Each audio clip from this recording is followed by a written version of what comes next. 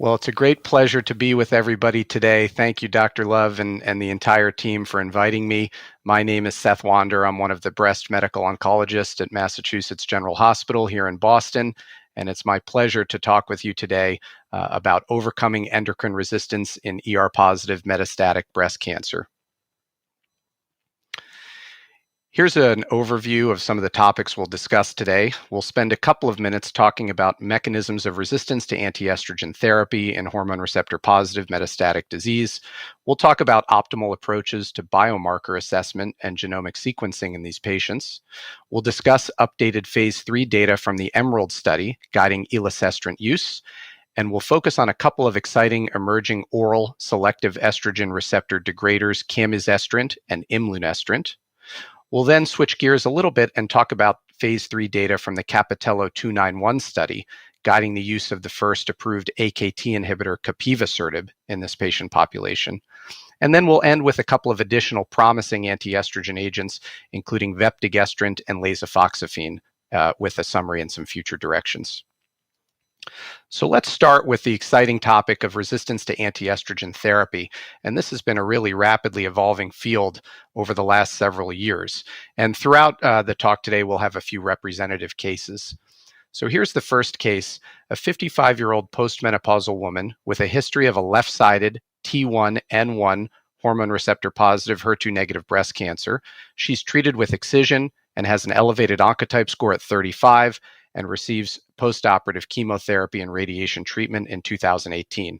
She subsequently begins anastrozole and reports good adherence since 2019. She now presents with refractory back and hip pain. She had prior negative germline testing and has a PET-CT now with diffuse osseous metastatic disease. We biopsy one of the bone sites, and that reveals metastatic breast cancer, strongly positive for the estrogen receptor, negative for the progesterone receptor, and negative for HER2 with an IHC score of 1+. So some of the questions we'll return to in a couple of minutes. What are the potential resistance drivers in this scenario? What's the optimal approach to next-generation sequencing in a patient like this with newly diagnosed metastatic disease? And what are some of the key actionable genomic alterations in this patient population with hormone receptor positive metastatic disease? So here's the road to personalized therapy. Dr. Love and I were just talking about the fact that really in the late 1970s, tamoxifen was the first targeted therapy probably in all of oncology. Subsequently, in the 1990s, we saw the development of the aromatase inhibitors, which are still in widespread use, letrozole, anastrozole, and exemestane. And in 2002, we saw the first selective estrogen receptor degrader, fulvestrant, which we know is an injectable medication. Starting in 2015, we saw the approval of 3 CDK4/6 inhibitors, palbociclib, ribociclib, and abemaciclib. And now in the last couple of years, we have several really exciting new approvals, including the first PI3 kinase inhibitor, alpelisib, the first oral selective estrogen receptor degrader, elacestrant, and the first AKT inhibitor, capivasertib. I put special stars on those 3 because they really are the first that require next-generation sequencing and have specific molecular alterations that guide their deployment in this patient population, and we'll talk about these today. Here's a broad schematic overview of estrogen metabolism. In premenopausal women, the vast majority of estrogen is produced by the ovaries, but still about 10 to 20% of estrogen in women and some low levels of estrogen in men are generated from peripheral conversion of adrenal steroid hormones in adipose tissue by the enzyme aromatase. Those are the 2 main sources of estrogen. And so we see here that estrogen can interact with its receptor. That's blocked by the selective estrogen receptor modulators, including tamoxifen. We see that the aromatase inhibitors act at the level of the adipose tissue by blocking the aromatase enzyme. Those are the letrozole, anastrozole, and exemestane. And then we see that the SERDs, the estrogen receptor degraders, actually break the receptor down. All of these are mechanisms to block the interaction of estrogen with its receptor, thereby reducing its effect on downstream transcriptional targets and proliferation. Now, we've learned a lot about mechanisms of resistance to antiestrogens based upon next-generation sequencing. Here's a nice review from a few years ago in Nature Reviews Clinical Oncology, highlighting the fact that ESR1 mutations, which are mutations that arise in the gene that encodes the estrogen receptor, are relatively rare in de novo untreated primary breast cancers. So, for example, if you look at TCGA analysis, it's only when you start to sequence patients after the development of resistant metastatic disease that you see significant enrichment in these alterations. They tend to occur in the ligand binding domain of the protein, and they result in constitutive activation of the receptor even in the absence of ligand. So that explains why under selective pressure with an aromatase inhibitor, you start to see enrichment in these alterations, because even if the ligand disappears based on downregulation in aromatase, the receptor can still constitutively activate and cause downstream signaling. And the moral of the story here is that you really have to think about sequencing these patients after the development of resistance. If you sequence them early in the course of their disease, either the primary tumor or at the outset of metastatic disease, it's likely that you may not be able to detect an ESR1 mutation. It isn't until later after they progress on AI therapy. And here's some of that data, now a few years old, based on combined analysis of the SOPHIA and the EFFECT studies. And you can see on the top left-hand side that for ESR1 mutant patients, they fare worse on exemestane when compared to fulvestrant. At the same time, if they're ESR1 wild type on the right-hand side, they have fairly equivalent outcomes regardless of whether they use the exemestane or the SERD fulvestrant. And on the bottom, you can see a combination analysis of these cohorts, where again, you see that the patients who are faring the worst are the patients who have ESR1 mutations and go on to receive the aromatase inhibitor exemestane.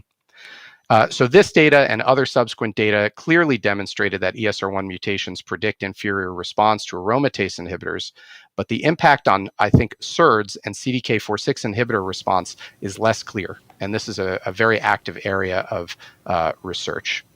Let me pause there and turn it over to Dr. Love. So yeah, before you go on, I just wanted to sort of clarify something. So first of all, the case that you presented, is that an actual patient or more a scenario? Yes, no, that is an actual patient.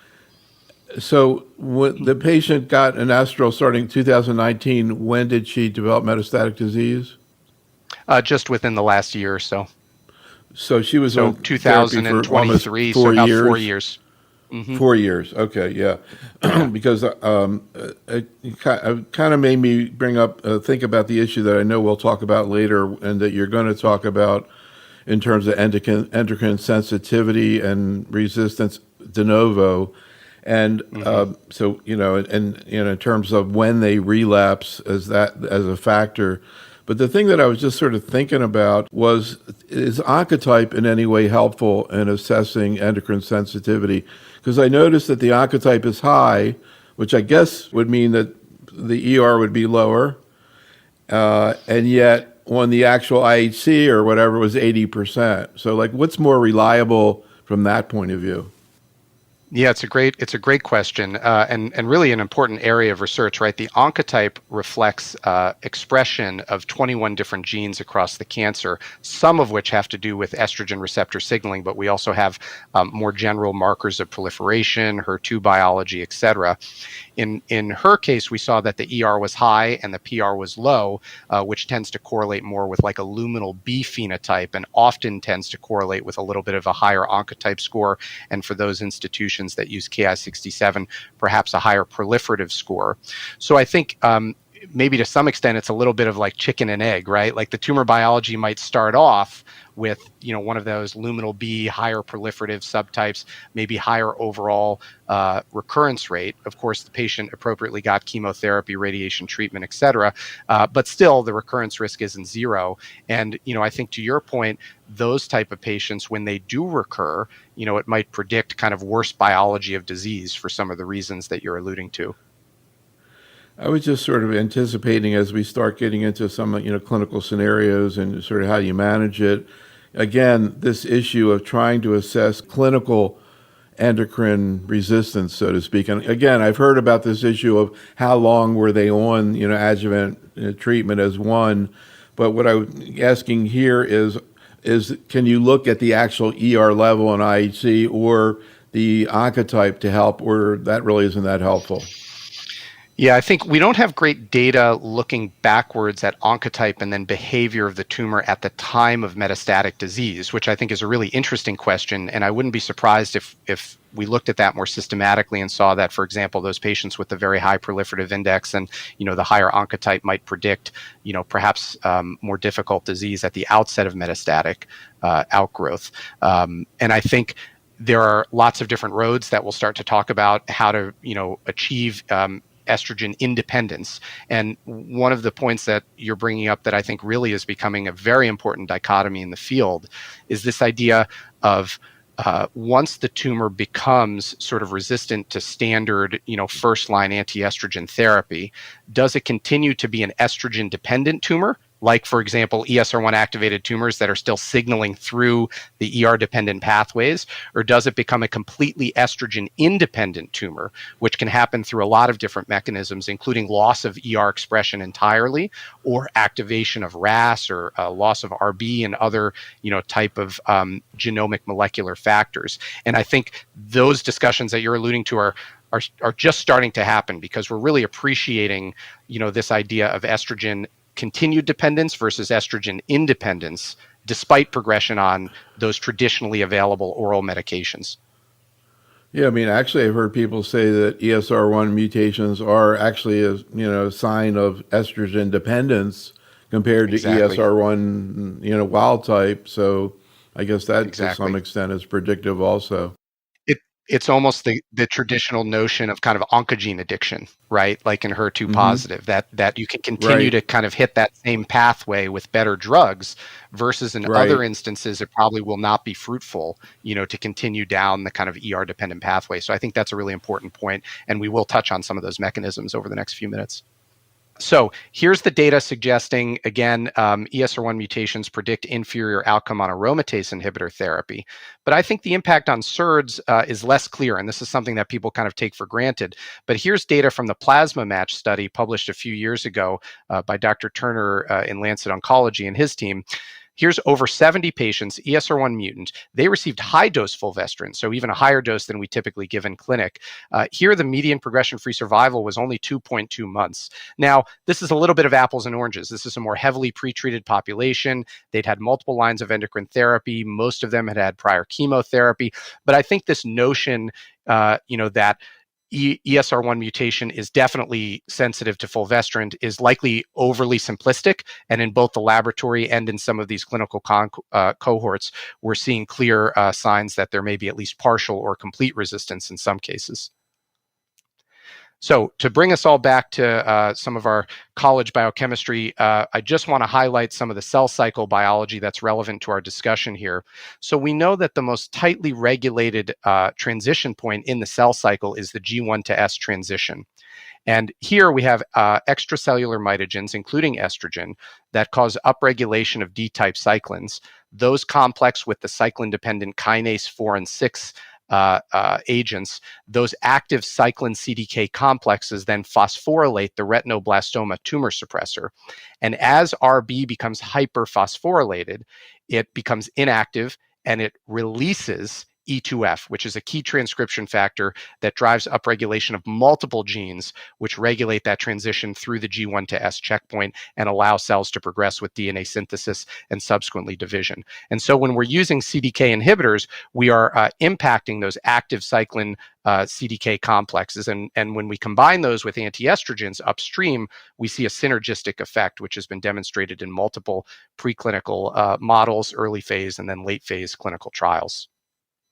Now, there have been lots of efforts over recent years by our group and many others to define resistance mechanisms both to CDK inhibitors and to antiestrogens. Because these drugs are given in combination, typically in the first-line metastatic setting, you really have to think about resistance in a combinatorial way. It's not enough simply to model resistance to the CDK inhibitor. And this paper and schema summarizes lots of work over the last 5 to 10 years. Broadly speaking, many of the resistance drivers to CDK inhibitors and antiestrogens can be divided into cell cycle regulators on the left and oncogenic signal transduction mediators on the right. So on the left, you see things like cyclin E amplification, CDK2 activation, CDK6 upregulation, RB loss, aurora kinase upregulation. All of these things are different mechanisms to help drive cell cycle progression, even in the setting of CDK4/6 blockade. On the right, you see some of these canonical oncogenic pathways that are upregulated to provoke resistance to both the anti-estrogen and the CDK inhibitor, including the RAS-MAP kinase pathway, the PI3 kinase AKT pathway. And, to the point we were just discussing, again, here, this is one way to think about it at the level of molecular function. The other way to think about it clinically is continued ER dependence versus ER independence. And you can start to bucket some of these alterations into that dichotomy as well. And we'll talk a little bit about that as we move on here. And what you can see here also in yellow are some of the potential therapeutic interventions that might be used in the setting of some of these resistance mediators. And after thinking about all of this, we need to come back and decide, well, how do we determine what the resistance mechanism is? How should we sequence? When should we sequence? And then how do we use that information to move forward to make good clinical decisions? So here's an example of circulating tumor DNA sequencing. This is from a Guardant assay. There are a number of different companies that have developed both CLIA-approved solid tumor assays and liquid assays. And, circulating tumor DNA is really an exciting technology that was really just coming into fruition as I was finishing my training, 5 to 10 years ago. And here, what you can do is detect two really important pieces of information in the blood. The first thing you can detect is the overall level of circulating tumor DNA, meaning more disease burden, more circulating tumor DNA being shed into the periphery. The second thing you can look at are specific genetic changes that rise and fall over time under pressure on specific therapy. And here you can see a patient that at the time of diagnosis had a PTEN and a BRCA2 frameshift mutation. And then 2 years later, after she developed resistance to anti-estrogen therapy, she developed several mutations, including the ESR1 mutation you see there in light green that was not present at the time of the initial diagnosis. This is important because we now have several new drugs that we just alluded to that are based upon the presence of specific targetable genomic changes. And it also helps us to decide what clinical trial opportunities might be beneficial for these patients based on specific targetable changes. Now, when we published this paper a few years ago, we were describing the landscape of resistance to CDK4/6 inhibitors based on exome sequencing of tumor biopsies and based on preclinical validation in the laboratory. And we came up with a model that looks something like this. The moral of the story was that there was no single dominant resistance driver to CDK4/6 inhibitors, and a single kind of one-size-fits-all approach was unlikely to work. But we did identify loss of RB, activation of aurora kinase, activation of HER2 and FGFR, activation of RAS and AKT, and upregulation of cyclin E as key mechanisms. And all of these things had potential interventions, either currently available in the clinic or in active clinical development. So we developed a model that looks something like this, saying if you sequence a patient at the time of progression on anti-estrogen and CDK therapy, you can then identify potential resistance mechanisms and then make smart decisions about clinical trial opportunities or hopefully available drugs as they continue to come into clinical practice. And since this work was done, we've actually seen approval, right, of AKT inhibitors in this setting. We also have PI3K inhibitors and now next generation SERDs for ESR1. So let's come back to our case that we were just talking about. Locally advanced breast cancer. She has an anastrozole for 3 to 4 years with good adherence. She progresses. So what are the potential resistance drivers? So we might expect in this situation, you can see upwards of 20 to 40% alteration of ESR1 after progression on an aromatase inhibitor. You could see complete loss of ER expression. To come to your point about total ER independence, we might see oncogenic pathway activation, AKT, RAS, etc. And then when should we biopsy? How should we biopsy? How should we sequence? I think this is debatable. You could do a solid tumor biopsy at the time of metastatic diagnosis, which is typically done to confirm disease, and you can sequence that biopsy via targeted assay. You could also do blood, and you could potentially do both. In my own clinical practice, I tend to biopsy the initial metastatic site that we biopsy. We do that for sequencing. I'll also get a concurrent blood biopsy. You see about 80% correlation between those two, but there may be some things that are detected on the blood, not detected on the solid tumor, and vice versa. And then I tend to repeat blood-based biopsy at the time of progression in the future, again, looking for acquisition of resistance drivers. So if they're ESR1 wild type at baseline, we can see acquisition of a mutation later on. And then what are some of the key genomic alterations here? Well, we've already talked about some of them, and we'll see data for some of them soon. PIK3CA alterations for alpelisib, elacestrant for ESR1, capivasertib was recently approved for PIK3CA, AKT, and PTEN. And then there were a couple of tissue agnostic biomarkers, for example, MSI status, high TMB, NTRK fusions. All of these things have kind of blanket solid tumor approvals based on next generation sequencing. And I think they should be considered here if they were to be detected. So with that in mind, let's start to look at some of the exciting new data for some of these agents. We'll start with elacestrant based on the phase 3 EMERALD trial. And we'll kick this off with a second case. A 63-year-old woman, this patient has de novo hormone receptor positive HER2 negative metastatic disease. She previously received first-line metastatic therapy with letrozole and ribociclib and had a great response, more than 3 years on treatment. She now has evidence of progression in multiple osseous sites and in the liver, though her liver function test remained within normal limits. She also had prior negative germline testing. She had a PET CT with diffuse osseous metastatic disease, progression, as we mentioned, in the bone and in the liver. She had baseline ctDNA at the time of metastatic diagnosis that was negative for any actionable alterations. We just did an updated ctDNA that now has an ESR1, D538G, and a cyclin E1 amplification. She is negative for PIK3CA, PTEN, and AKT. So in this scenario, what are the potential resistance drivers? What is the role for elacestrant? What are the predictors of good response or resistance to this strategy? And are we seeing efficacy differences or toxicity differences among some of the novel oral SERDs? And we'll touch on all of these points in the next few minutes. Let's start with the EMERALD study. So this was a randomized open-label phase 3 study that accrued postmenopausal women and men with hormone receptor positive advanced or metastatic breast cancer. They could have had up to 1 prior line of chemotherapy. They were allowed to have had 1 to 2 prior lines of endocrine therapy, and they had to have prior treatment with a CDK4/6 inhibitor.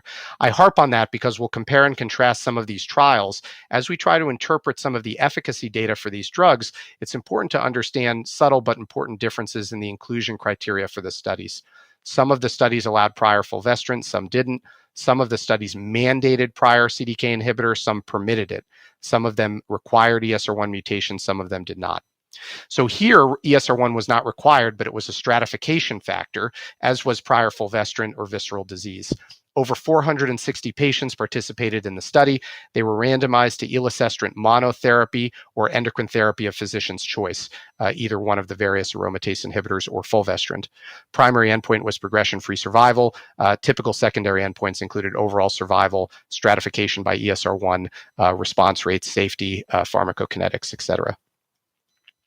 Here's the data that was published in 2022 in the Journal of Clinical Oncology. What you see here is a median progression-free survival improvement on the left in the intention to treat population from approximately 1.9 months to 2.8 months. This corresponded with a hazard ratio of 0.68 and a significant p-value. The theme here is that for the ESR1 mutant subpopulation, we saw a little bit of a better shift in the curves from a median PFS of about 1.9 months to almost 3.8 months, with a slightly better hazard ratio of 0.5, and again, a highly significant p-value. Now, when this data first came out, it was really important proof of concept that there was some activity, and this was the first oral SERD to have prospective phase 3 data that was positive. Although I think there's been some debate about the clinical significance of the shifts in these curves, and ongoing discussions to try to determine which patients might be most able to benefit from this strategy, and moving forward, what are some of the key combinatorial strategies that we might be able to develop to augment the degree of fairly limited clinical benefit we're seeing here with monotherapy in this pretreated population. To that end, at the San Antonio conference in 2022, the team presented some interesting updates. Here you see the same data from Emerald stratified by the prior duration of CDK4/6 inhibitor. So on the left, we see patients that had at least 6 months. On the right, far right side, we see patients who'd had at least a year and a half. And if you look at the trend in median progression-free survival, you see that the space between the curves is shifting and that there seems to be more clinical benefit for patients that had longer prior duration of CDK4/6 inhibitor. In the patients with only 6 months or at least 6 months, it was 1.9 months up to 2.8 months, similar to the intention to treat population. In the patients that had at least a year and a half, we saw improvement from about 3.3 months up to 5.5 months. The other thing I'll point out that may come up during the discussion is you see a really steep drop off in both curves right off the jump, right? As soon as the trial starts in both groups, the standard anti-estrogen and the elacestrant, you see a steep drop, then the curves begin to separate. And I think this discussion, Neil, that we're starting to have about estrogen dependent versus independent is really manifested in that curve. The estrogen independent folks are the quick drop right off the jump. It doesn't matter whether you use fulvestrant, elacestrant, AI, these patients, really are not responding to any anti-estrogen. Whereas once you take those patients out of the study, you start to see separation of the curves and some benefit for the elacestrant strategy. Now, if we take this data and we actually layer the ESR1 on top of it, you see even more impressive shift in the curves. So now we're looking at the same breakdown, 6, 12, 18 months of CDK, now only in the ESR1 mutant population. And if you draw your attention to the 18-month, you can see now what starts to look like really clinically meaningful benefit for those of us who see a lot of patients in clinical practice. Now you're seeing an improvement from about 2 months median progression-free survival to over 8 months. And so the take-home message here is that for ESR1 mutant patients who have a long prior duration of treatment on CDK4/6 inhibitor, they may be the best candidates to think about the currently available kind of elacestrant monotherapy option. And again, we may be enriching here at the genomic level for patients that have continued kind of ER dependence, even in the setting of resistance to first-line therapy. So I know that it's one issue about sort of what the curves look like, but if you actually look at the hazard ratio, to me it doesn't look that different. Less than 6 months, 0.51, more than 18, 0.46. Right. That doesn't seem that much different. Right. The hazard ratios, as you mentioned, they're a little bit better if you look at the ESR1 mutant versus the intention to treat. But here we're not seeing a huge shift in the hazard ratio despite seeing some of the shift in the curves. And I think that's a great point. And as we look at interpreting these studies, we have to sort of look at it from all angles, right? We're looking at the statistical power of the hazard ratio, the confidence interval, the p-value, but then we also have to look at the magnitude of clinical benefit. And, I was having this debate recently, kind of comparing some of this data to, for example, Monarch 3, where you have, a really big shift in the curves in the survival data, right? But the hazard ratio and the p-value didn't meet, the pre-specified endpoint. So a lot of this has to do, as of course we know, with sample size, with duration of follow-up, right? With patient population. But I think your point is, very well taken here, that we're not seeing, significant down, shifting of the hazard ratio despite what look like better curves in this analysis. So just bottom line, if you are looking at a patient who's progressed less than 6 months after having gotten a CDK inhibitor, both ESR1 mutant or not, are you going to use endocrine therapy or go on to chemo? Yeah, I think it's certainly predictive based on this data that patients who really progressed rapidly through first-line therapy, it may not be the best strategy to think about monotherapy. Now, the FDA label right now, only requires ESR1 mutation. It doesn't have anything in terms of requiring specific duration of CDK. So I think if the patient has an ESR1 mutation, it's not wrong based on the guideline right now to offer elacestrant, but I certainly would be thinking that the shorter the duration of therapy, the more I'm worried that there may be kind of upfront progression. I would really think strongly about a trial opportunity with a combinatorial regimen, and we'll talk about some of those coming up. And I certainly would probably keep a close eye on the scans and on the clinical status with the expectation that there may be, kind of a higher propensity for rapid progression.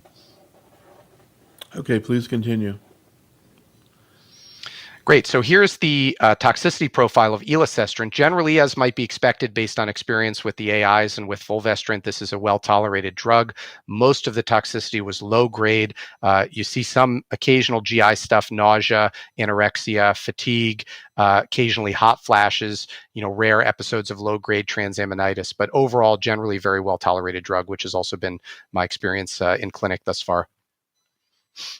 Now, let's turn to some of the other exciting oral SERDs that are in active clinical development. And, we're going to focus on two of these, but there are, several of them moving through the pipeline right now. We'll focus on camizestrant and imlunestrant. So here's the SERENA-2 study. This is a phase 2 study of camizestrant, another oral SERD, versus fulvestrant in postmenopausal women, ER-positive advanced metastatic breast cancer, 240 patients. They had to have been candidates for fulvestrant monotherapy. They were allowed to have measurable or non-measurable disease.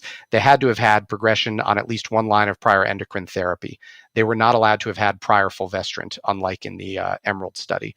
Here, we're really looking at 75 and 150 of camizestrant versus standard dosing of fulvestrant. There was a 300 milligram arm of camizestrant with 20 patients that was stopped early for strategic reasons. Primary endpoint was PFS. There were interesting translational analyses here looking at circulating tumor DNA and ESR1 that we'll touch on. So here is the outcome in the overall population. And again, I would draw your attention to that curve. Look at the steep drop in the curve right out of the gate, very similar to what we see in EMERALD.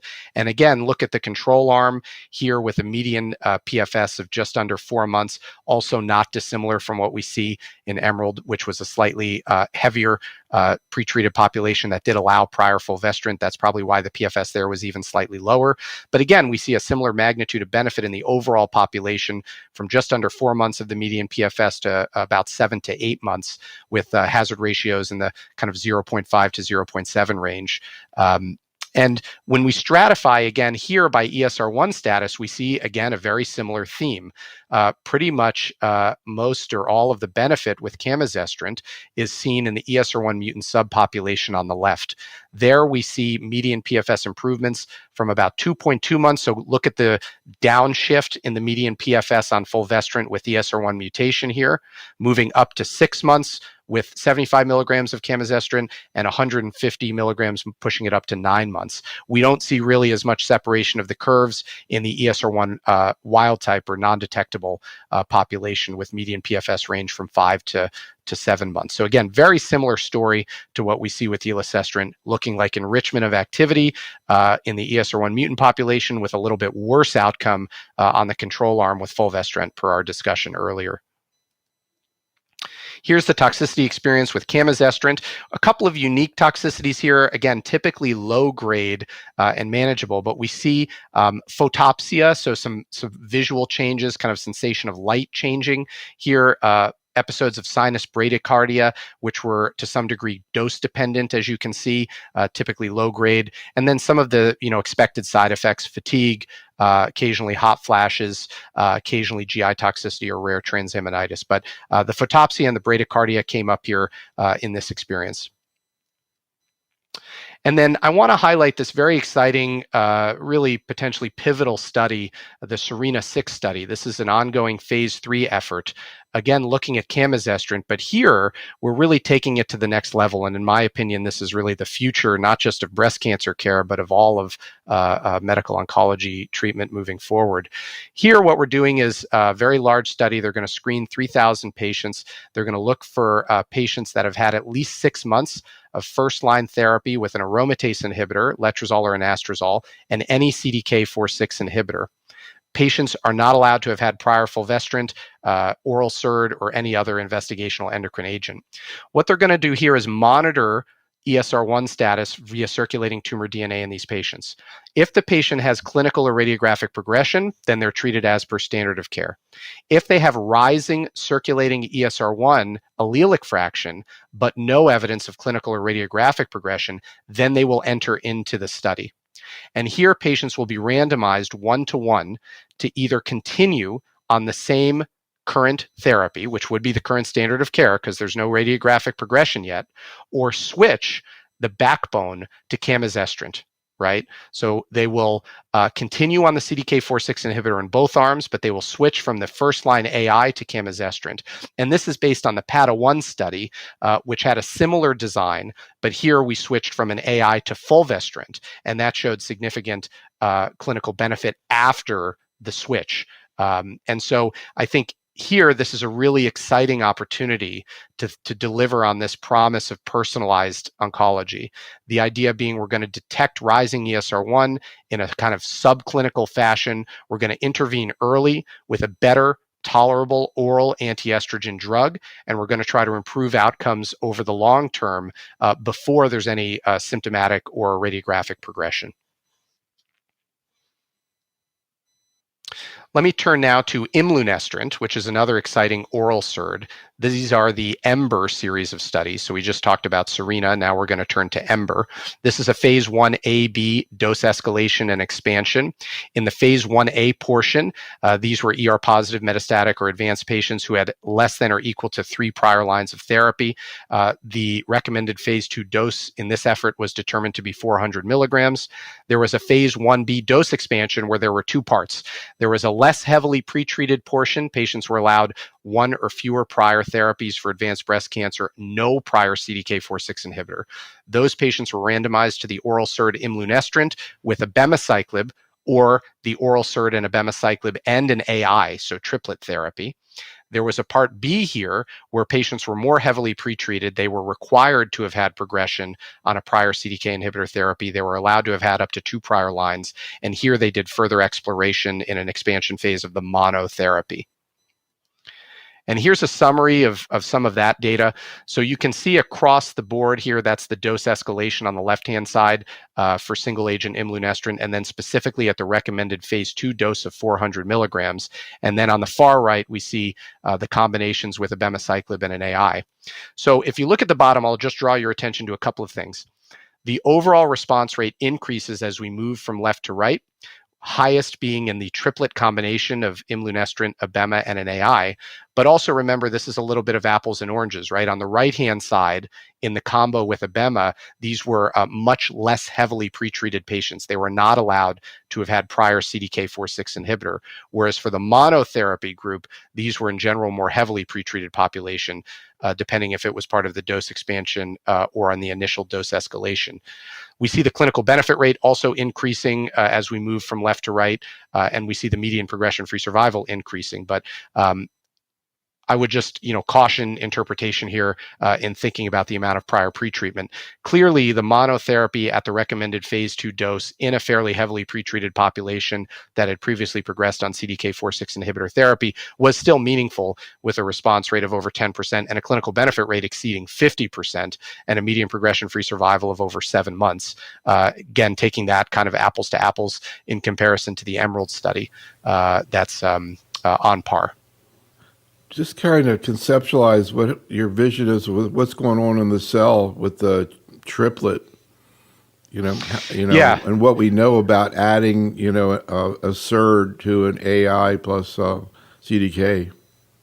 Yeah, we don't know much. I mean, we have data obviously previously just looking at SERD plus AI together.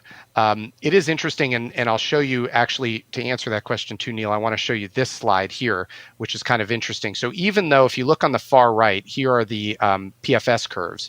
So if you look on the far right, the PFS curves for the triplet versus the doublet don't look that different. And yet we do see on this slide more responses, right? Radiographic responses. And I think your question is a great one, which is, inside the cell, what are we doing here, right? So what we're trying to do is we're decreasing the total body, level of estrogen ligand with the AI. We're also working to degrade the receptor better. And we're adding abemaciclib, which we haven't talked much about today, but is the only CDK4/6 inhibitor with monotherapy efficacy and continuous dosing. So you're really sort of hitting it from 3 different angles here. And it's interesting to me, and I need to think a little more about this data and talk with some of my colleagues on the study team. It's interesting to me that you see these deeper radiographic responses, right? You see the higher numerical clinical benefit rate, but then the PFS curves really look kind of superimposable here. And I need to think a little bit more. We all need to think a little bit more about kind of the implications of that. What's interesting also is that looking at toxicity, you don't, as you would expect, you don't see a lot of extra toxicity by adding the AI, right? You do see a lot of extra toxicity from adding the abema, and most of that toxicity is what we would expect, right? Diarrhea, fatigue, some cytopenia. But adding the AI doesn't really add much to that. So it's an interesting question, and biologically, what's happening in the cell, and perhaps even more interesting than that would be for somebody that progresses on that. What are we seeing? Right? What are the mechanisms that emerge out of a triplet combination of next generation oral SERD plus AI plus the best CDK sort of monotherapy agent we have at the moment? That's an interesting question. And, in the context of the EMBER Translational Biomarker Committee, we'll be looking at some of that data moving forward. But I think your question is a great one about the mechanism inside the cell. And then just to sum up on this slide, here we have toxicity data. Look at the single agent. It looks very similar to the others in the class. Occasionally some nausea, fatigue, occasionally loose stool. We see some abema-driven toxicity on the right-hand two columns. But overall, imlunestrant was sort of equally tolerable to our prior experiences with the other SERDs. You mentioned topsia and bradycardia with camizestrant. Do you see that or any other unusual things with imlunestrant?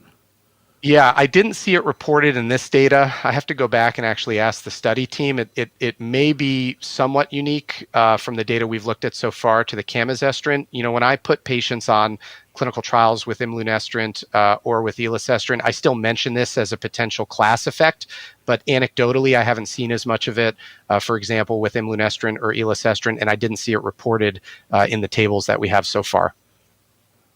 Another thing I was kind of thinking about is, as you kind of advance through your discussion here, one thing you're not talking about too much is tamoxifen. Is that like out of the loop now? Well, I think there's always a place for a drug like tamoxifen, and we will talk a little bit about SERMs when we talk about lasofoxifene, which is kind of a next generation version of tamoxifen. Right. I think we know comparably less about some of the underlying molecular biology and genomics for tamoxifen. We have so much more experience in kind of contemporary clinical practice with, for example, the AIs and the SERDs. I don't think that it's completely out of the loop in terms of practice. And I'll show you some data momentarily for a SERM that looks quite good, even in ESR1 mutant, sort of heavily pretreated breast cancer. Whether that supplants tamoxifen, particularly in the metastatic setting, I think remains to be seen based on some upcoming phase 3 data that we'll talk about. But tamoxifen's a great drug. I still give it in clinic a lot. You're certainly premenopausal women, but do you give it to postmenopausal women at any point? Like late? You mean a metastatic setting? Not as often in the metastatic setting. Yeah, not as often in the metastatic. In the adjuvant setting, I often find myself, even in postmenopausal women, using tamoxifen if there's a lot of toxicity on the AI, particularly arthralgias, or patients that have really significant osteoporosis, but for whatever reason can't be on bone modifying therapy. Then we'll use tamoxifen. I haven't recently used it as much in the metastatic setting, with the exception perhaps for patients who are on an AI and can't tolerate it, as we talked about in the adjuvant setting. Speaking of that, and speaking of this triplet combination, any thoughts about why you didn't see any increased benefit when you add tamoxifen to AI in the ATTACK trial? Yeah, no, it's an interesting question, and I think it goes back to your question about what are we doing at the underlying level of the cell. So perhaps adding, a SERM is less beneficial than downregulating the total amount of estrogen, right? With an AI. I think we would need to explore that with some pharmacokinetics and probably with some preclinical modeling to help understand it. But you're right. I mean, you would think based on this data that you might see a little bit more activity with that sort of effort.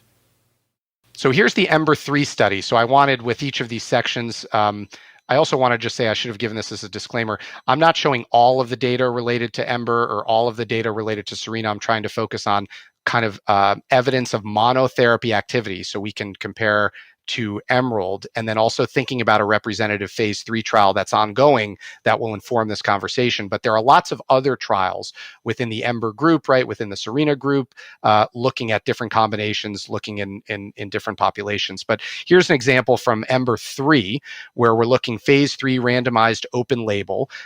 This is for men or women with locally advanced metastatic ER-positive disease. Now, they didn't mandate a prior CDK inhibitor, but they acknowledge that based on contemporary practice patterns, they would expect most women coming on to this second-line study to have had prior CDK inhibitor therapy. And they were not allowed to have had prior SERD, prior chemotherapy, prior PI3 kinase or mTOR inhibitor. And here, the study design is kind of interesting. It was initially kind of a two-arm study, imlunestrant monotherapy versus endocrine therapy of clinician's choice, fulvestrant or exemestane, very similar in concept to the Emerald study. And then after the study started, they added a third arm, which was imlunestrant plus abemaciclib, in part based on the data we had just looked at, right, for the combination of the SERD with abemaciclib. Now, what's interesting in terms of analysis of this study, the primary objective will be progression-free survival for A versus B, all comers, ITT, and A versus B, ESR1 mutants. So they didn't mandate ESR1 mutation. They'll stratify for that and they'll look at it after. If that analysis is positive, either of the above, all comers or ESR1, they'll go on to examine Arm C. So Arm C will only be analyzed for PFS if Arm A versus B is positive, either intention to treat or ESR1 mutant.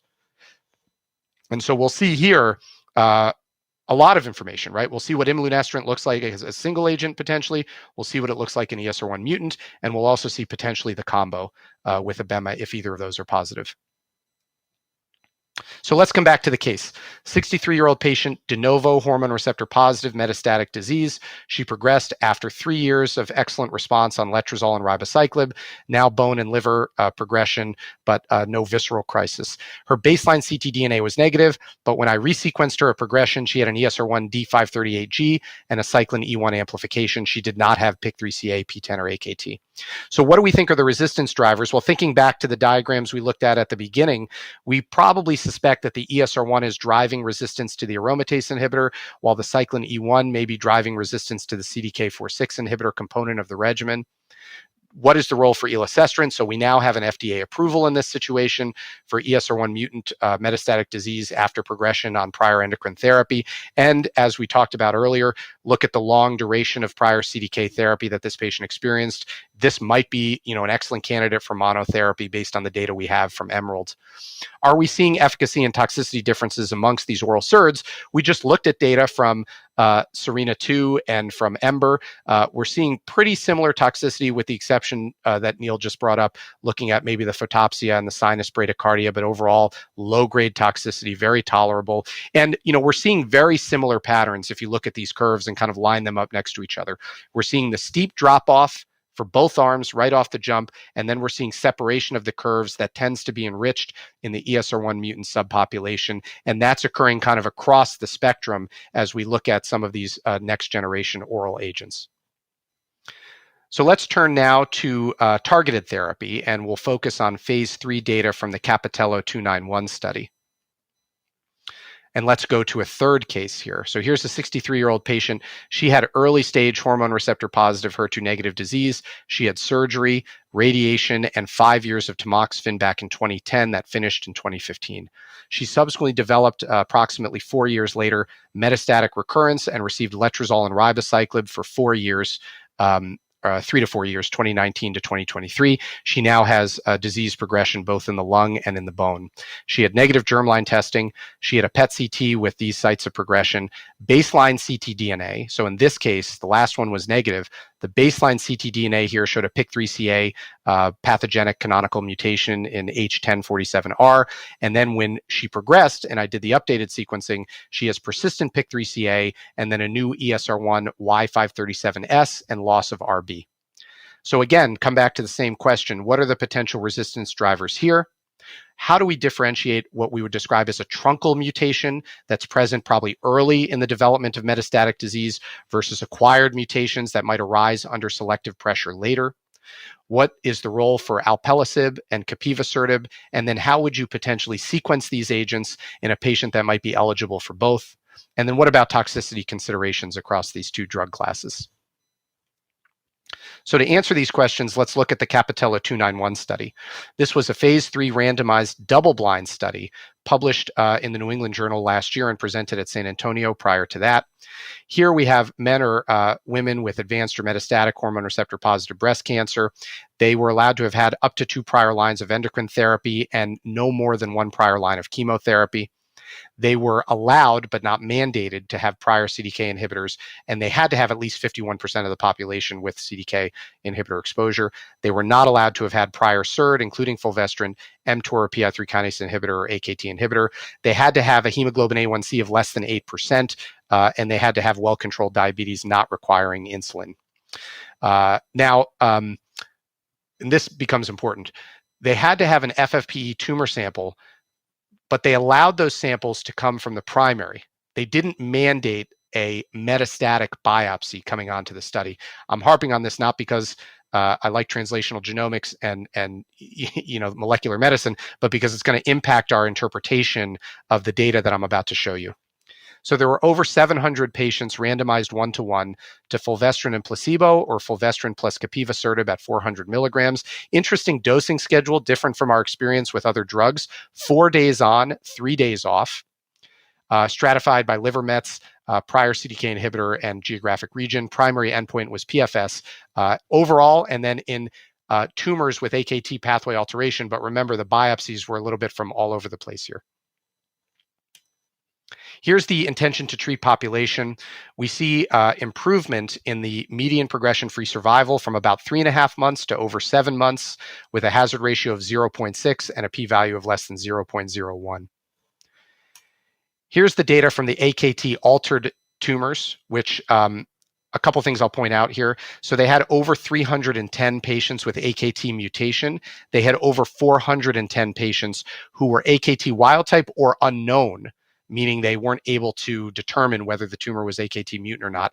Those went into the AKT negative group. And here we see very similar curves, 3.1 to 7.3 months with a hazard ratio of 0.50 and a similar p-value. So there didn't really seem to be a signal with this data for AKT mutation. And they included here, importantly, PIK3CA, AKT, or PTEN altering mutations. And then here's the overall survival data. And this is from 18 months in the overall population. We saw an improvement in overall survival from about 65% in the control to up to 74% in the combo arm, and sort of similar pattern for the AKT mutant tumors as we saw with the data I just showed you for progression-free survival. Here's the toxicity, and this is also really important to kind of put side by side with the SOLAR-1 study and the data for alpelisib. So here, if you look at the Capiva group, there were some expected toxicities, though most of them were low grade and manageable, grade 1 to 2, diarrhea, rash, other GI toxicity, including nausea, fatigue, anorexia. Look at hyperglycemia. So here, any grade hyperglycemia was only 16.3%. And again, most of that was manageable, grade 1 to 2, occasionally stomatitis, and occasionally some blood count abnormalities. So overall, perhaps a little bit easier to tolerate than our experience with alpelisib so far, particularly as related to some of the GI toxicities and hyperglycemia. Let's come back to the case. So remember, this patient had tamoxifen for 5 years, and then 4 years later developed recurrence, did really well on letrozole and ribo, and now is progressing. Now, ctDNA at baseline had PIK3CA 1047R, and then when we repeated the ctDNA several years later, she had persistent H1047R, and now a new ESR1 and RB mutation. So here, the PIK3CA was probably an early kind of metastasis initiating event. It's what we would call truncal. It'll likely be present kind of on all subsequent sequencing assays, whether you do that solid or liquid. We see acquisition after progression on the AI of the ESR1 activating mutation, and that Y537S we're going to talk about again in a few minutes actually tends to be kind of one of the worst players for ESR1 mutations, since they're not all created equal. And we see loss of RB, again, probably contributing to the CDK4/6 inhibitor resistance. I was just going to ask whether we know the percent in the quote wild type group, the percent of them that were unknown. Because I was I looking at guess that. what is I couldn't, yeah, I couldn't you would find it. I assume was that looking for that 40% of number. them would be positive. Yeah. And then the other Exactly. thing I was Yeah. curious about is, you've been talking about when you say PIK3CA mutations and ESR1 in your slides here, you've been not just saying that, you've been putting in, the specific type of PIK3 and the specific type of ESR1, like PIK3 H1047R. So does that Exactly. make a difference, the type of mutation? I think it does, and I think it's a really important point. And I think as we've entered this era of precision medicine and breast cancer and sort of genomically informed treatment, the first phase of these discussions were along the lines of ESR1 plus or minus, right? PIK3CA plus or minus. But it's now going to become increasingly important to understand not just whether the mutation is present, but exactly what sort of mutation is present. And I'll explain why in a second. In addition, it's going to be important to take into account the concurrent genomic alterations, right? Not just whether it's ESR1 alone, but is it ESR1 plus RB? Is it ESR1 plus AKT? And this is important because as the field becomes more complicated, as we have more FDA approvals and choices in the second and third line setting, we're going to need to take a more nuanced approach and look at the entire spectrum of genetic alterations in the tumor. Also, preclinically, and soon, I think clinically, we're going to start to see important differences emerge between these next generation antiestrogens with regard to specific ESR1 variants. So some of the differentiation that might occur in the next 6, 12, 18 months are actually going to happen at the level of, well, how does this drug do against Y537S? How does this drug do against D538G? Because these things are not all created equal, both in the laboratory and in the patient. So, random question. Does it make a difference what day you draw the glucose? Like Yeah, if that's a they're on great it? question. Great question. Because of the unique dosing schedule, right? Yeah. I'm actually not sure. I'd have to go back and talk with the pharmacy team. My guess is on the study, they had checked it both on and off drug. And there are some guidelines that we would, start up with the help of our pharmacist in the first couple of weeks, just like you do with alpelisib, which is, sort of continuous dosing. I would suspect it probably would make a difference. And you'd want to make sure you check the blood glucose on drug, right? Not necessarily during the off day, but while the drug is at maximal concentration. But again, it depends a little bit on the half-life. And I have to go look with my colleagues in pharmacy and endocrine to recollect exactly the kinetics of the glucose change. Now, I think one of the key questions, and this comes up every time we have talks on this or every time we have strategy kind of discussions with our partners in the community. What do you do if a patient's eligible for both alpelisib and capivasertib? And this is going to become an increasingly good problem to have as more drugs within the same group are approved in the next couple of years. We don't have data for this, right? So nobody on Solar One had prior AKT inhibitor therapy, and nobody on Capitella 291 had prior PI3K inhibitor therapy. So take my answer to this with a grain of salt. But biologically speaking, if you think about the pathway, PI3K is at the top, right? And as you move down, you hit PTEN, AKT, mTOR. So we know from translational efforts coming out of Solar One and other experiences with PI3K inhibitors that dysregulation of PTEN and upregulation of AKT are potential resistance drivers to PI3 kinase inhibitors. So if the patient can tolerate both, meaning they don't have bad diabetes or blood sugar or GI issues, logically it would make sense to start upstream because potentially you could then hit the downstream target later in the setting of resistance. So in my practice, if the patient can tolerate both, like they have a PIK3CA mutation plus or minus, something else, I would try to start with the alpelisib. And then I would think about sequencing in the capivasertib later, understanding, again, we do not have any prospective data for that. I'm basing that simply upon understanding the sequence in the pathway, right? The oncogenic signal transduction pathway. Many people here, I think, prefer capivasertib because of the toxicity data that we just reviewed. And again, GI toxicity, rash, hyperglycemia, mucositis, but most of us are starting to feel like maybe the AKT inhibitor and the other AKT inhibitors we've used in early phase trials are slightly more tolerable. We also have some next generation PI3 kinase inhibitors coming online with better toxicity profiles, less GI, less hyperglycemia. So let's finish up with a couple of future anti-estrogen agents. And again, this is not an exhaustive list. We chose these two because there's some really exciting data that's just come out, but there are lots of other molecules as well, other oral SERDs, other CERANs, PROTACs, et cetera, different mechanisms of degrading estrogen receptor. But let's talk about vepdegestrant, the proteolysis targeting chimera, and lasofoxifene, the next generation selective estrogen receptor modulator.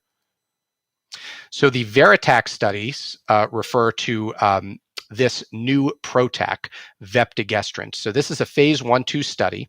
First, we had a part A dose escalation. The original name was ARV-471, now called vepdegestrant, looking at safety and tolerability.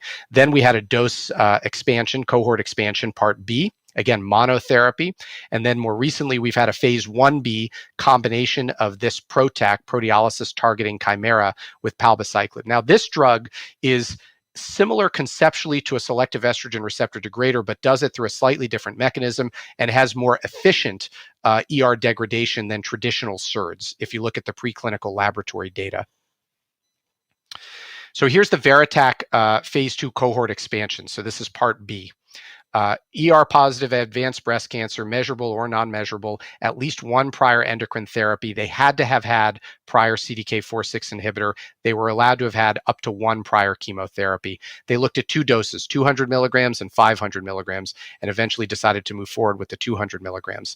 Here, the primary endpoint was actually clinical benefit rate. Secondary endpoint, PFS, OS, objective response rate, pharmacokinetics, an exploratory endpoint looking at ESR1, but it wasn't required. So they had ESR1 wild type and ESR1 mutant.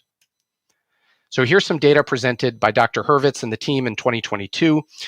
This was from the initial phase 1 effort. Again, you can see the two lines here are two doses of vepdegestrant, 200 and 500, actually 200 in total. So the dark line is 200, the light blue line is everybody, including the 500. And you can see there really wasn't, added benefit with the 500. The two curves were kind of superimposable.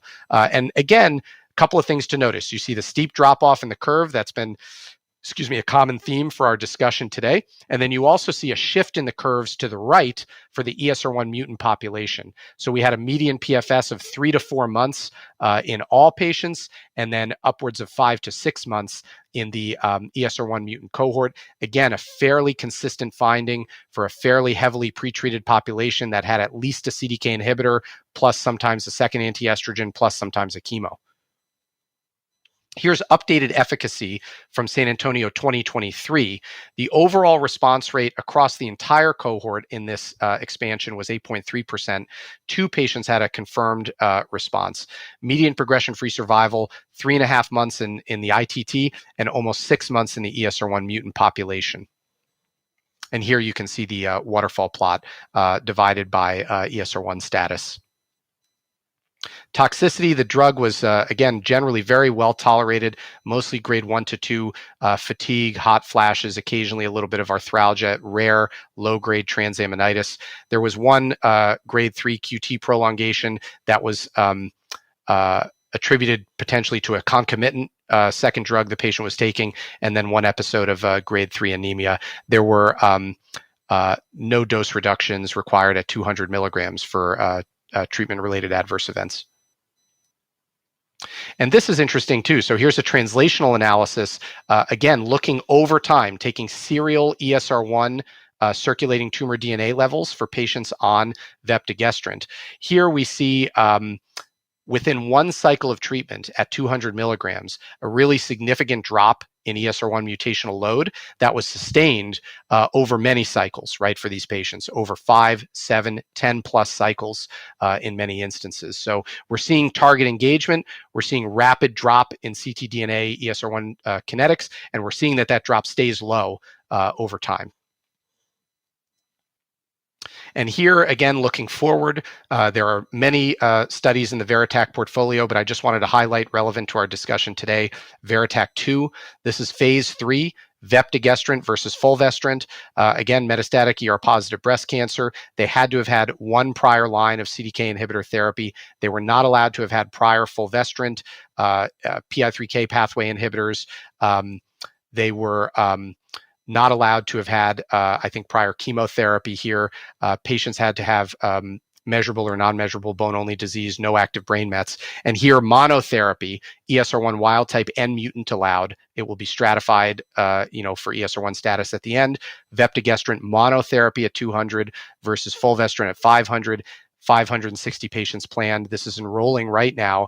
And again, will help us line up monotherapy single agent data in this kind of second to third line setting, similar to some of the studies we previously looked at for EMBER-3 and for Emerald. And then last, let me turn my attention to lasofoxifene, which is also a very exciting drug with a long history of development. This is a selective estrogen receptor modulator. There's actually very extensive safety experience with this drug, as it was previously developed to assist with bone health. And so there are large phase 3 studies in the past with long safety track record here. So these are the ELAINE studies. This is the ELAINE 1 study. This is a randomized signal-seeking effort looking at lasofoxifene compared to fulvestrant in the early phase setting. Pre and postmenopausal ER-positive advanced breast cancer, these patients had to have positive ESR1 mutation required. They had to have progression on a prior CDK inhibitor. There were over 100 patients. They were randomized to 5 milligrams of lasofoxifene single agent versus standard dose fulvestrant. The primary outcome was progression-free survival. This was just published, I think it was last month, in Annals of Oncology, led by Dr. Getz and team. Here are the survival curves. So again, there's that drop off, right? Very steep drop off right off the jump, and the curves separate, very similar to the other next generation anti-estrogen experiences we've had in the second, third line setting. Median PFS improvement from about 16 weeks up to 24 weeks.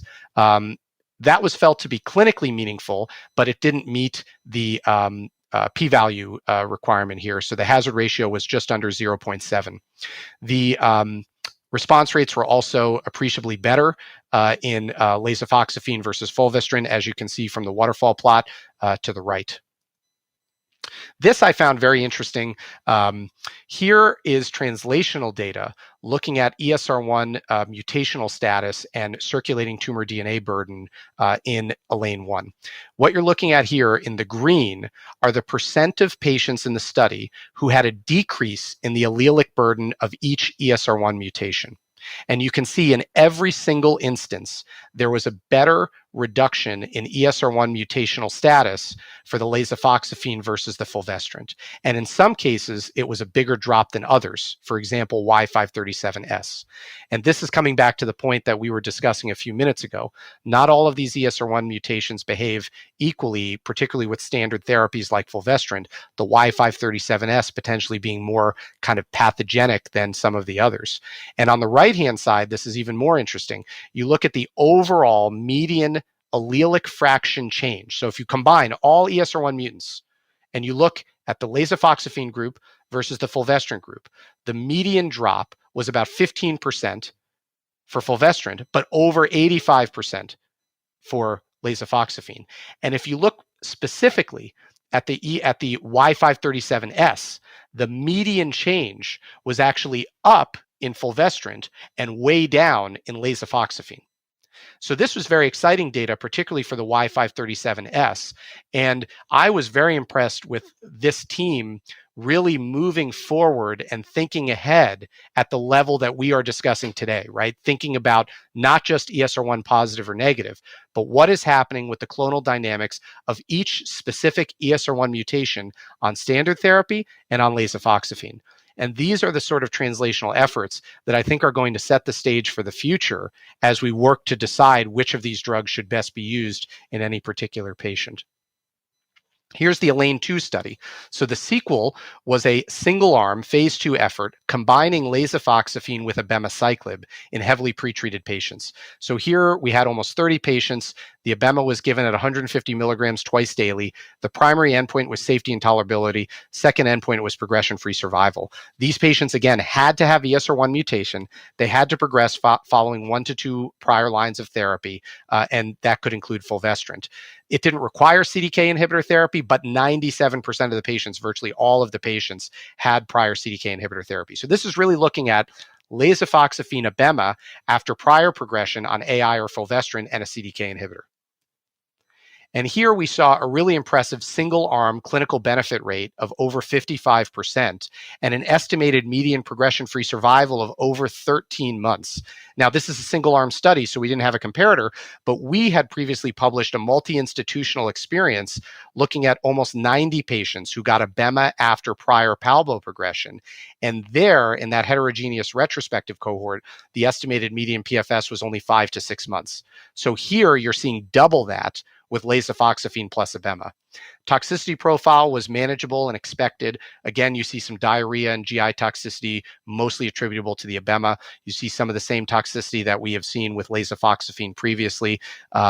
Occasionally a little bit of GI stuff and fatigue, hot flashes, and there were 2 to 3 episodes of thrombosis, which is something we need to pay particular attention to. We know tamoxifen has, an appreciable rare rate of thrombosis, and that also occurs with abemaciclib. So it's something they're going to be looking at moving forward. In at least 1 or 2 of those episodes, the patient had had a knee surgery or some other potentially inciting event. They were able to take anticoagulation and proceed on treatment. So here to conclude, again, one final study. This is the ELAINE 3 study, lasofoxifene plus abema versus fulvestrant plus abema. So this is really a purely second-line population. They had to have ESR1 mutation. They had to progress on prior palbo or ribo, and they're going to be randomized to fulvestrant plus abema or lasofoxifene plus abema. This is a registrational phase 3. Primary output here is progression-free survival. This is also to some extent based on the post-MONARCH study, which we haven't studied yet, looking at abema and fulvestrant versus fulvestrant alone after prior CDK inhibitor progression. We'll soon have data from that study. If that study's positive, the control arm here will reflect the interventional arm in that study. This is just a table looking at some of the things we've discussed today, different agents, different inclusion criteria, different size of the study, whether the results are available, positive versus negative, or ongoing. And we're seeing SERDs, PROTAC, SERM. And then just to conclude, ESR1 mutations are common, particularly under selective pressure. They are rare in untreated early stage patients. There are other key drivers of resistance to antiestrogens and CDK inhibitors, including cell cycle regulators and oncogenic signal transduction pathways. It's important to think about serial next generation sequencing, typically via blood-based biopsy, to look for those truncal baseline mutations as well as the acquired mutations on treatment. We saw elacestrant had single agent activity in EMERALD, which seemed to be maximal in ESR1 mutant patients with long durations of CDK inhibitor treatment. There are multiple oral SERDs in development with variable activity and a trend toward more activity in the ESR1 mutants. Capivasertib with fulvestrant was active following progression on prior antiestrogen therapy in the Capitella 291 study and was recently approved in PIK3CA, PTEN, and AKT mutant patients. And we're looking at exciting new strategies, PROTACs, SERMs, new oral SERDs, both as single agent and in combination. And I'll just end with a couple of questions. What's the optimal approach to second-line therapy, particularly now with multiple new agents, none of which have been compared against each other? Which next-generation antiestrogens will have a future as single agents? And what are the best combination strategies? Is it with a targeted therapy? Is it with a CDK inhibitor? How do distinct ESR1 mutations drive resistance? We were talking about that throughout the day today. How do we think about concurrent genomic alterations, ESR1 plus PIK3CA, ESR1 plus AKT? How do we leverage new technology to build upon available targeted sequencing?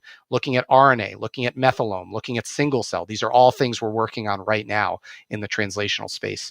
And how do we personalize therapy in real time? How do we move away from this traditional, scan-based symptom-based approach, looking at serial tumor DNA dynamics like we talked about with SERENA-6. And then how do we integrate other agents? We haven't talked about antibody drug conjugates, immune therapies, all of the other classes that are under active clinical development right now. Great. Wow, that was incredible. I learned so much. Just a couple of follow-up questions. I was saying, where's tamoxifen? Well, it looks like at least there's a SERM in play here. Let me ask you something. Is lazo like under patent or is it generic at this point? No, I think they're actually developing a sort of distinct patent for the, potentially for its use in this situation. Because lasofoxifene has been around for a long time. I'm not totally familiar with the whole, patent history of it, but the company is pushing forward. I think quite effectively with these Elaine studies and the Elaine 3 study. We're very excited about that. And I do think, to your point, SERMs have a big future, not just in adjuvant therapy as we've used tamoxifen traditionally, but also in the metastatic setting, probably with something like lasofoxifene. So speaking of SERMs, I was talking about how we got started talking about endocrine therapy, and that at that point, you also saw high dose androgen or impeded androgen. I don't know if anybody ever uses that, and also high dose progestins, also high dose estrogen. I mean, the actual Yes. original tamoxifen study was randomized against high dose estrogen. So these are all, to me, I'm not going to say SERM like, but I guess I never really understood why they worked. I kind of visualize it maybe a direct toxic effect or something. But are Right. those mechanisms also in play? I think that's a great point, and I agree with you that that whole field, which I haven't had as much personal experience, just given the plethora of kind of other opportunities we have to treat folks, and those of us who trained in the last like 10 years, it's kind of scary, right? The idea of dumping high dose estrogen on these patients, but you're right, there's a long track record of success for that, which I think is not as well understood mechanistically, to your point, as some of these other things. Like it's sort of like an overload effect on the pathway, right? It becomes toxic at a certain level. And I think you're right. Of all of the drugs that are currently in development or available, the SERMs are probably most mechanistically like just pouring progestin or androgen or estrogen on top of the tumor, because the selective modulator effect is an agonist, right, at a certain level or in a certain Right, tissue. And right, so right. biologically, we can probably learn a lot from these preclinical efforts with lasofoxifene and even some of the older data with tamoxifen, in that setting. Yeah, I mean, like I hear Oliver Sarter and other prostate people now, sometimes they use high dose testosterone in prostate cancer, which kind of Right. reminded me that the actual tamoxifen versus DES study, actually, tamoxifen was not more effective. It was just better tolerated. So it Right. really is Right. effective. The other thing I was going to ask you, getting kind of back more to where things are today and where oncologists need to be today, one of the things that seems like it's evolving, I know it seems simple, but we're dealing with general medical oncologists, so they got to be up to speed on a lot of different things nowadays. But is the concept of sort of the triple biomarker approach to second line endocrine therapy, that you need to know the results of these three assays in order to make a decision, which I think is a fairly new concept. I mean, it's sort of evolved. I don't exactly hear people labeling it that way, but it seems like that has become an issue. And from that point of view, is liquid and tissue kind of equal, or what are the advantages and disadvantages of each in terms of this clinical situation? I think this is arguably the most important topic in question, as I interface a lot with our partners in the community, and I have a great time, collaborating with our general oncology friends, and, the vast majority of patients across the US, right, receive their care in the community, setting with general oncologists. And I think a couple of things to answer your question. First, I do believe for metastatic ER positive breast cancer, and really probably for most solid tumors now, given the agnostic, approvals with TMB and TREC and other things, next generation sequencing, either of solid or liquid assay, really, I think, is important and critical.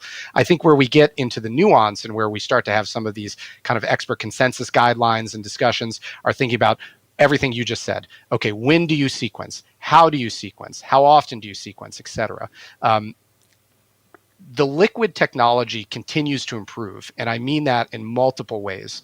First of all, the depth of the sequencing gets more and more sensitive. We're able to detect things at lower and lower allelic fractions. Second, the turnaround time continues to improve, where instead of having to wait 3-4 weeks, right now we can get it back usually in about 10 days. And the cost is coming down. More companies are developing these assays, so there's more competition in place. Generally, there's about an 80% concordance rate, as we talked about a little bit bit earlier, between solid biopsy sequencing and liquid biopsy sequencing.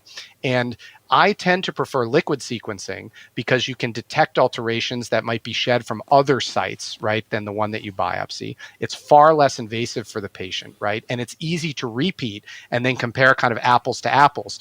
I showed you that example of the patient where we had 2 time points, and you can see the mutational flux over time. Add 3, 4, 5 time points to that, and we're going to be entering a world where we're using it to determine both the overall burden of DNA. So it'll replace tumor markers to some extent. It'll replace scans eventually, I think. And you're learning about dynamic changes in tumor shrinking, tumor growing, and which alleles are rising, right? You see this RB that might be at 1%, and now it's at 5%, and now it's at 20%, right? And that's driving resistance to the CDK inhibitor. So I think you can use solid biopsy, you can use liquid biopsy. I think the kind of yes to all of the above, I tend to do both at diagnosis and then liquid only later. Although traditional information like ER status, HER2 status, PD-L1 status, at the moment, you still need a solid biopsy for that. So if the tumor's behaving in a different way and, we need to understand changes in receptor status, I still will do a solid tumor biopsy. So you need to have the receptors, you need potentially to have the PD-L1, you need to have the next generation sequencing. And I kind of make the joke that those of us in breast cancer are like, 5 to 8 years behind lung cancer, right? So they had like EGFR, ALK, ROS1, and now we have PI3K, AKT, ESR1, and then they developed T790M, and now we're starting to figure out Y537S, and sort of, it's an iterative process, right? And so we're moving in the same direction that our thoracic oncology colleagues have already set a paradigm for in terms of understanding molecular genomics and then understanding response and resistance and then developing better drugs kind of in the resistance setting.